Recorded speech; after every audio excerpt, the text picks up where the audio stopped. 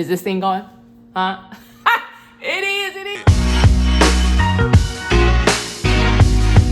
Listen, both of them have had me in a chokehold for the last couple of years. And all I'm saying,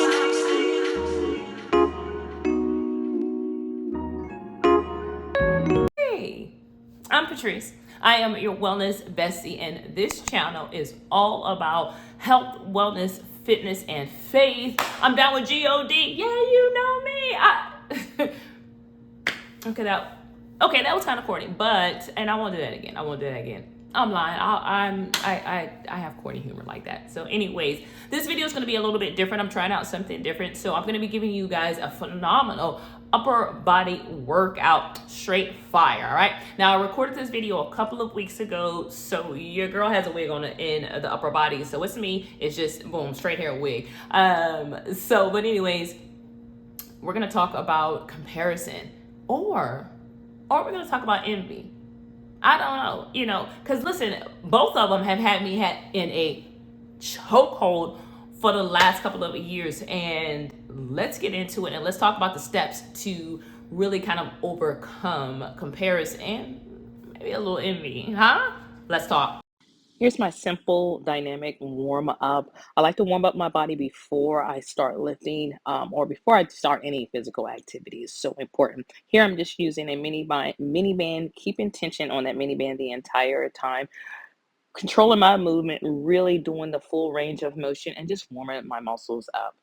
So I initially wanted to talk about comparison because I feel like comparison has had me in a chokehold for years. Now, here's the thing. I am 43 years old and I am pretty secure in who I am. But just in reality, with all of the social media and all of the things that I'm inundated with, it is very easy to compare myself to other people, other women. And so I've struggled with that quite a bit because I love social media. Right now, I am currently taking a little hiatus from social media just because I need to get certain things in order before I have that playtime, if you will. But comparison has been just a really big thing. And so I was like, let's talk about comparison. Let's talk about how a comparison shows up in our lives and how it showed up in my life.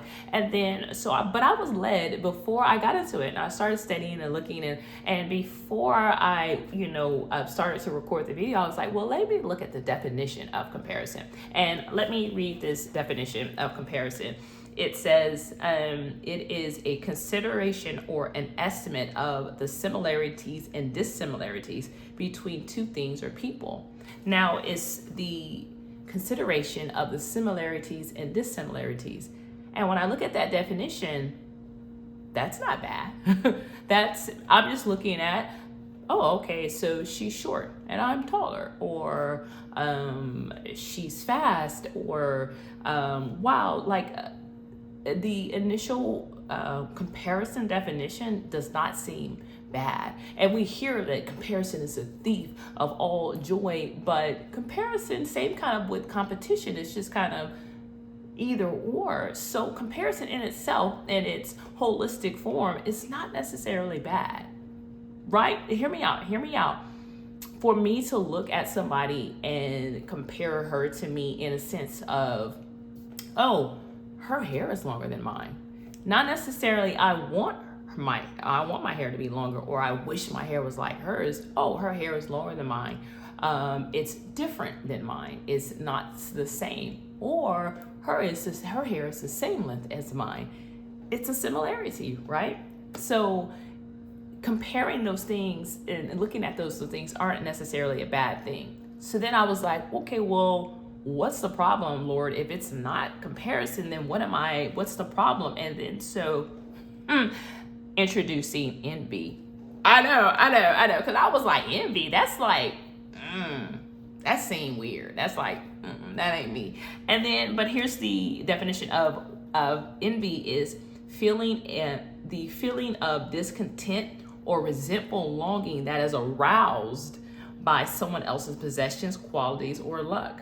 The verb is the desire to have another person's attributes or that are belonging to another person. So it's that feeling of discontentment. It's that desire to have their possessions. And I was like, oh. So it's when I look at the dissimilarities, is when I compare, then those feelings of discontentment come in. That's where the problem is. So we're looking at envy. And so I've started looking up, scriptures in the Bible about envy and comparison. And it's not so much a comparison. It wasn't a lot. There are, but it wasn't a whole lot of scriptures on comparison. But baby, envy, envy all through that thing. And it's been a secret. It's not a secret, but it's been one of those things that we don't talk about, because envy seems like such a, that's too serious. That is just too serious. But baby, that's what it is. That's what it is. When I look at someone else's body, or I look at somebody else's talent, and I'm like, oh, I don't have that. I wish I had that. I want her talent. I want her body. I want that.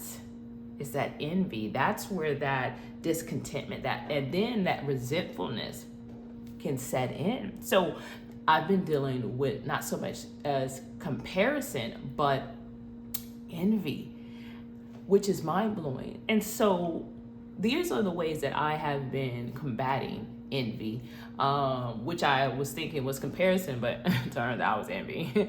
One thing is to recognize it. How does envy show up? When does it show up in my life? And so one example is that I've seen somebody and I'm looking at their life and I'm like, oh, I can do that.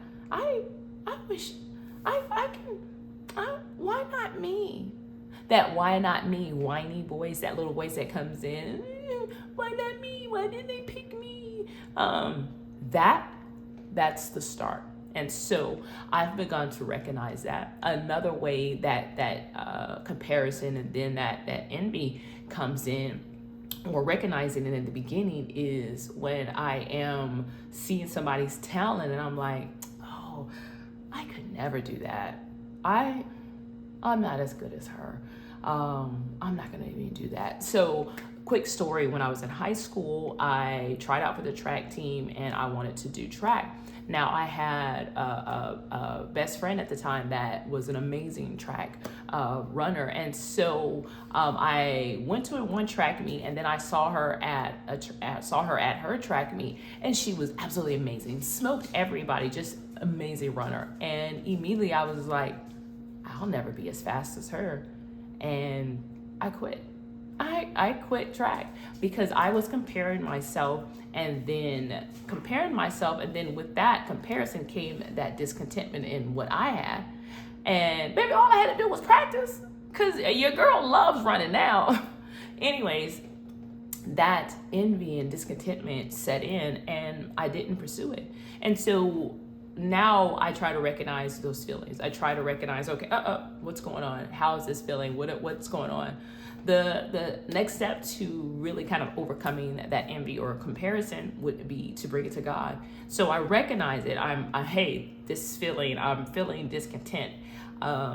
Lord, can you show me where the root of this is coming from? Can you open my eyes up to see the truth in this whole situation, and forgive me for envying your child, because we're all dealing with his children here. And really take this to him in prayer. Like, be honest with him and open up. And then what happens a lot of times is that he's going to open your eyes to see just the bigger picture, meaning what you've brought, what you are bringing, and how much value you have, not in comparison to his child, but just within you.